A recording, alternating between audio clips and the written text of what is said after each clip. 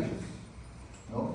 Y la micacina, que es su símil, también la vamos a usar para las infecciones urinarias. Y eso es porque es barato y cuando vayan a la cosa es lo único que van a tener para administrar. Entonces, cuando ustedes tienen estos medicamentos, pueden generar falla aguda del riñón. ¿Dónde está el mecanismo principal? A nivel de los túbulos renales. Ahí es donde se va a producir necrosis tubular aguda. Puede revertir, sí, y a veces puede ser severo. A veces la colocación de una sola dosis puede ser suficiente para que ese paciente pierda sus riñones para siempre. Porque es bien variable. La reacción puede ser tan severa como también puede ser leve. La decisión de quitar el medicamento es lo más rápido que uno debe hacer, ¿no? Quitas el medicamento y eso va en favor de la recuperación de la función renal.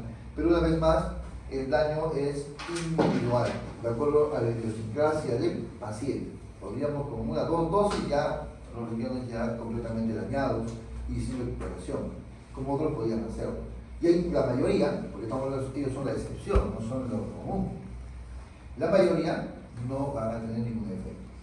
Entonces, por eso no hay que tener tanto miedo a los medicamentos y usarlos, pero hay que saber que pueden existir en ciertos pacientes, de acuerdo a las condiciones que favorecen, ya les han hablado de la edad, el sexo, les han hablado, ¿no? Parte genética, enfermedades previas, comorbilidades, todo eso engloba mayor riesgo a que ese paciente o esa persona pueda tener ese tipo de complicaciones, ¿no? Entonces, la micacina, cuando llega un paciente con falla renal, y lo tengo que usar de todas maneras, ya dijeron, el daño también está en relación a la dosis. Mientras más dosis das, más daño da. Entonces, yo de todas maneras necesito utilizar la micacina. ¿Qué voy a hacer para ese caso? En ese caso, si ya tiene falla renal, porque si el paciente no tiene falla renal, la dosis completa, la dosis normal, ¿ya? Y si el paciente no tiene los riñones normales, ya tiene cierto compromiso renal, está en DIO 2, DIO 3, DIO 4, tengo que modificar la dosis. La dosis se puede reducir en función a la depuración de creatinina. Ya existen una serie de tablas para poder hacer la corrección, ¿no?, de la dosis del fármaco según la función renal que está en ese momento presente. Entonces, cuando ustedes tienen la creatinina, pueden calcular la depuración de creatinina. Han entrado las fórmulas que existen, ¿no? Antes teníamos que tomar la muestra de la sangre, de la orina y hacer el cálculo para sacar la depuración de creatinina, que todavía se puede hacer. Pero las fórmulas matemáticas que se tienen para calcular la depuración de creatinina son muy similares a las que podemos obtener por el laboratorio. Por lo tanto, es confiable usar las fórmulas, ¿no?, las fórmulas de cálculo de la función renal. Entonces, con eso ustedes van a poder saber cuánto de depuración tienen, y con ese valor ustedes pueden tranquilamente aplicar la fórmula, ¿no?, aplicar las tablas y ver qué cantidad de medicamentos se puede estar corregiendo, ¿no? Entonces, eso es muy importante que lo tengan en cuenta, porque si no hacen eso y siguen dando la misma dosis, el paciente va a tener mayor problema. Y quitar el fármaco al 100% solamente sería en aquellos que hacen estas complicaciones. ¿Ya? En el paciente que no hace la complicación y tiene falla renal, no le puedo dar la misma dosis porque lo voy a complicar. Ahí tengo que corregir la dosis, ¿correcto? O sea, sí puedo usar el medicamento en cualquier paciente con función renal normal, la micacina, gentamicina, sus dosis normales, se lo puedo administrar sin problema. Tiene enfermedad renal crónica, tengo que ajustar la dosis a la función que en ese momento tiene el paciente. Generalmente las correcciones de las dosis de los medicamentos es cuando la tasa de filtración glomerular está por debajo de 30. Si está por encima de 30, en la función de la depuración de la creatinina, casi, o sea, no hay necesidad de hacer corrección, ¿ya? Pero debajo de 30 sí empezamos a hacer corrección. Y hay mucho más cuidado cuando es menos de 15. No sé, los que están en el último estadio, ¿no? Mucho cuidado porque, por ejemplo, dirían ustedes, si el paciente está en diálisis y le pongo micacina, ¿le puedo poner o no le puedo poner? Sí, sí le puedes poner. Entonces le pongo a dosis normales porque ya no hay riñón que cuidar. Puede ser, pero recuerde que los medicamentos no solamente hacen efecto en el riñón, también tienen otros efectos a otros niveles. Uno de los lugares donde también afecta es la parte auditiva. Entonces ustedes pueden administrar el medicamento, les puede originar problema renal, ¿no? Y si su problema no es renal, el otro problema es que te puede causar ototoxicidad, ¿no? Problemas en los oídos. Entonces eso tienen que cuidar también para que los pacientes no se queden sordos. Entonces, ya está con falla renal, voy a usar el medicamento, entonces tengo que corregir la dosis sí o sí, para evitar que, no la falla renal, sino para evitar que, evitar que se quede sordo. ¿Correcto? Ya. Lo mismo pasa con la vancomicina, ¿no?, que es otro antibiótico. es uno de los más complejos. Y la vancomicina también es muy utilizado actualmente y tienen que tener mucho cuidado en la administración de la vancomicina. Lo mismo, ustedes tienen que calcular la tasa de depuración del paciente antes de empezar el uso de la vancomicina, para que así ustedes sepan si tienen buena depuración, no corrija dosis plena. Pero si ya tiene un compromiso, y sobre todo si está menos de 30 de la función renal, ya ahí yo me voy a ¿dónde? Me voy a mi tablita de corrección, y con la tabla de corrección, según cuánto me salga, voy a corregir. ¿Ya? Entonces, en el caso de la vancomicina, generalmente cuando está entre 30 y 20 de función renal, se corrige a la mitad de la dosis, ¿no? Y cuando ya está menos de 20, menos de 15, se puede corregir una dosis mínima, ¿no? Casi la tercera parte de la dosis normal se administra. Entonces, ese es uno, administrar menos dosis, o la otra alternativa es poder administrar las dosis calculadas, pero separando el tiempo, porque el riñón, si bien es cierto, los va a eliminar, pero con lentitud. Entonces, en esos casos, lo que se puede hacer es, ¿qué cosa? Es simplemente expandir el tiempo. Por ejemplo, la vancomicina podría administrar una ampolla que es de 500 miligramos, o sea, sería 1 gramo en la mañana, diario, ¿no? O todos los días, diario, esa es la dosis normal. Si ya tiene un grado de insuficiencia renal, le podría administrar a la mitad de la dosis, ¿no? Todos los días, o sea, 500 miligramos. La otra alternativa es que le administre el gramo, pero ya lo administro cada 2 días o cada 3 días. O sea, puedo variar en el tiempo la misma dosis. ¿Y por qué tengo que tener en cuenta eso? Porque depende de lo que quiero alcanzar terapéuticamente. Si le bajo la dosis del antibiótico, lo que ingresa en sangre de repente no va a ser suficiente para corregir la infección. O sea, no es solamente bajar la dosis porque tengo que bajar para cuidar el riñón, sino que también tengo que tener en cuenta que la cantidad que debo administrar al paciente tiene que ser la cantidad suficiente para que haga su efecto el medicamento. O sea, tampoco es bajar por bajar. Es que debo tener ese equilibrio. Voy a bajar la cantidad de la dosis, pero tengo que bajar la dosis mínima con la cual voy a tener el efecto terapéutico. Porque de bajarlo más, ya no sirve el medicamento. Entonces, en el caso de la vancomicina o de cualquier otro antibiótico, en un paciente que tenga el contexto de falla renal, lo que tienes que hacer, ¿qué cosa es? Ver la depuración de la creatinina y corregir la dosis que debe recibir, ¿no? Puede ser una dosis diaria o una dosis más alta, pero espaciada en más tiempo. O sea, ya hay dos alternativas. Y en las guías, en el sample, donde están estas tablas, están para todos los medicamentos, así que no hay necesidad de aprenderse todas las depuraciones de todos. Ya ustedes van a tener que coger su sample, y lo más común es sí van a tener que aprenderlo, ¿no? O sea, no están sacando cada uno su sample, pero sí tienen esas guías ahí como para poder trabajar y andar seguro. Los medios de contraste, que es el otro punto más claro. Ya hemos hablado de los AINES, de las dietas, hemos hablado de los medicamentos. Hemos dicho que cualquier medicamento puede originar una reacción de hipersensibilidad, ¿no? Ya, cuando hace hipersensibilidad, ¿dónde es el daño? ¿En qué parte de la nefrona? ¿En qué parte es? ¿Cómo se llama? Se llama nefritis tubular intersticial, ya, NTI.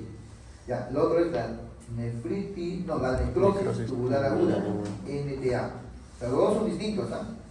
La NTA es destrucción de las células tubulares, ¿correcto? Lo pueden provocar los fármacos que hemos hablado, principalmente los antibióticos, los antifúngicos, ¿no? Los inmunosupresores y también los medicamentos oncológicos, ¿correcto? Eso pueden destruir ahí y hacer una NTA, ¿correcto? Y eso va a dar también una falla renal aguda, obviamente.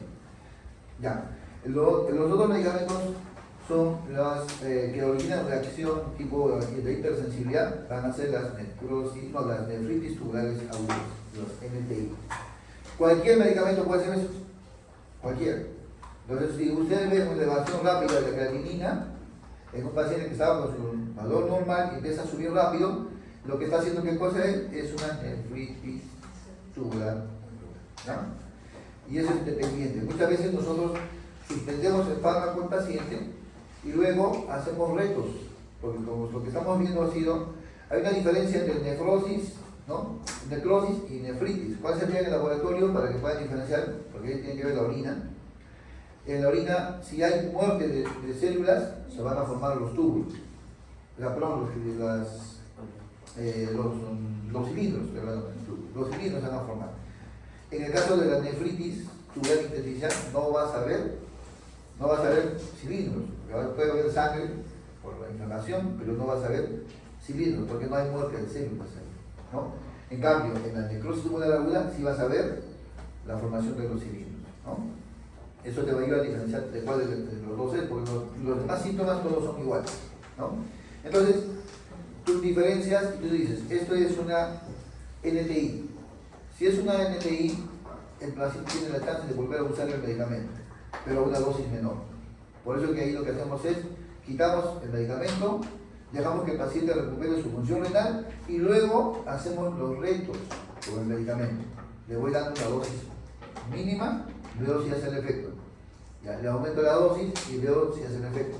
Y le doy un poco más hasta encontrar el momento en el cual el paciente hace nuevamente el cuadro. Lo vuelvo a quitar y ya sé qué dosis le puedo administrar al paciente.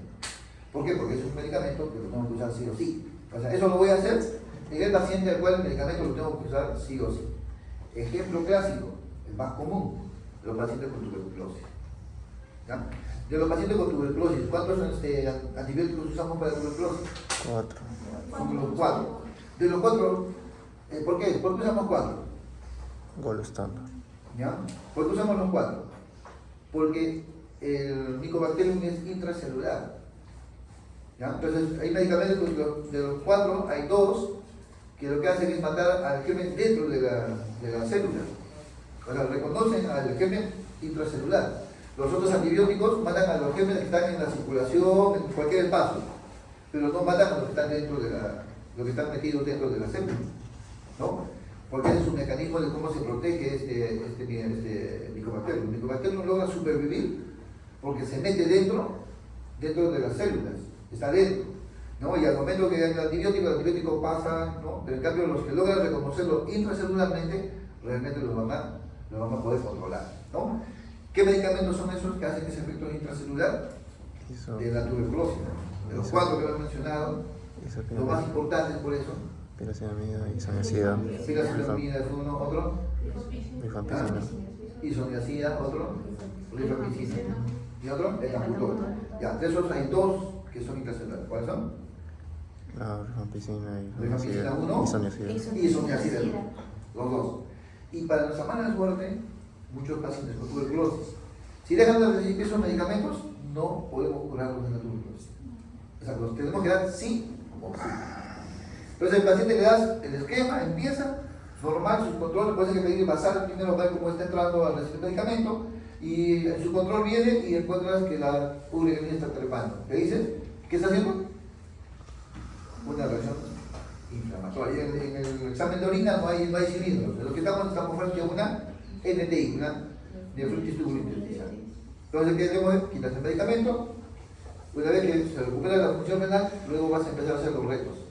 Entonces, vas a dar la dosis, ¿no? La tercera dosis, la mitad de la dosis, hasta volver a saber la dosis que el paciente tiene que recibir, porque sí o sí le tengo que dar. Entonces, cada vez que nos hace ese tipo de problemas, hacemos los retos, ¿no? Y eso lo llaman RAFA, ¿no? La RAFA, reacciones alérgicas a los fármacos, ¿no? Antituberculosos. ¿Ya? Entonces, en ese caso, ustedes deben de valorar la necesidad del medicamento y determinar si es por necrosis tubular aguda, porque también puede hacer necrosis tubular aguda. Si fuera necrosis tubular aguda, después voy a hacer otro cálculo, otro reto, no puedo. Ahí sí estamos mal. Ese paciente, si es tuberculoso y me está haciendo esto, el mismo fármaco, la isoniazida, la rifampicina, le origina no una NTI, sino una NTA, una necrosis tubular aguda, ya no lo puedo volver a aplicar al paciente. No puedo usar en ese paciente ese medicamento. Ahí ya pasaremos a la segunda línea de antibióticos antituberculosos, o le hará un esquema individualizado, o ya es otro manejo. Pero esas decisiones las van a tener que tomar en base a la evaluación de cómo va viendo la respuesta de su riñón y qué está haciendo el medicamento del paciente, ¿correcto? Entonces, quedamos claros. Ya han dicho claramente que cualquier medicamento que cause un daño renal, lo primero es quitar el medicamento, hidratar al paciente, ¿no? Eso es eso. En el caso de que necesites usar el medicamento, vas a tener que hacer los retos y tener definido exactamente cuál ha sido la agresión que ha originado el riñón, para ver tomar la decisión de volverlo a usar, ¿correcto? Y uno que no es medicamento y que han hablado un montón es el medio de contraste. Los centros donde sacan las tomografías o las resonancias no aceptan a los pacientes que tengan por encima la creatinina mayor a 1.5, no le quieren hacer el examen, no quieren poner el contraste. ¿Y eso por qué? Porque los contrastes que están a base de yodo son nefrotóxicos, producen NTI, ¿no? NTI, NTA. Ah, correcto. Los medios de contraste producen NTA, van a producir falla renal aguda. Entonces, la buena noticia que tenemos es que la ciencia ha avanzado y en los últimos años los contrastes son ahora prácticamente inocuos. Lo que se utilizan en la fecha prácticamente no hacen daño. ¿Por qué? Porque no tienen yodo, la gran diferencia a los contrastes yodados, que ha sido lo que han presentado en la exposición. Contraste yodado hace esto ya. Claro, pero en este tiempo ya actualmente ya no tenemos contrastes yodados, ¿no? Tenemos contrastes no yodados, no iones, ¿no? Y que no producen yodo, tampoco liberación de iones, ¿no? que son los que causan también el daño, ¿no? Entonces estos contrastes son más biocompatibles, más fisiológicos y no causan mayor daño al paciente y se puede utilizar. Entonces, pero los centros de imágenes aún siguen y quieren que el riñón tenga una creatinina menos de 1.5. Mientras vean por el 1.5 para arriba, dicen no. Y entonces nos llaman a los nefrólogos para que podamos dar la autorización y que yo me voy a comprometer de que si ese riñón se pone mal, va a ser mi responsabilidad, ¿no? Así nomás. Entonces yo, el nefrólogo que le digo, y ustedes también lo pueden hacer, es decir, para prevenir lo que sería una NTA, una injuria aguda por medio de contraste, ¿no? ¿Qué tenemos que hacer? Solamente hidratar al paciente, ¿ya? Le ponen cloruro antes de que le coloquen el medio de contraste y segundo le ponen cloruro después de que le han hecho el estudio, ¿no? Lo hidratan bien y controlan urea y creatinina a las 48 horas, porque este daño no es inmediato. O sea, si tuviera un problema de una falla aguda consecuencia del medio de contraste, no es a las horas siguientes, es 48 horas después, recién se puede ver. Entonces tengan en cuenta ese detalle, ¿no? Hay alta sospecha de que el paciente me va a hacer una falla renal aguda por usar el medio de contraste, ok, te voy a poner un plan de trabajo, que dentro de 2 días te voy a sacar tu urea creatinina para ver si ha habido efecto, ¿no? Porque a veces no lo hacen así y se van a dar cuenta cuando la falla ya no se ha revertido y la falla ha continuado y el paciente lo está llevando para hacer la diálisis, pensando que eso es la solución. La solución es la hidratación del paciente. ¿Correcto? Eso de ahí creo que es, en resumen, lo más importante. Sí, creo que lo más importante. No sé si hay alguna otra cosa más que comentar.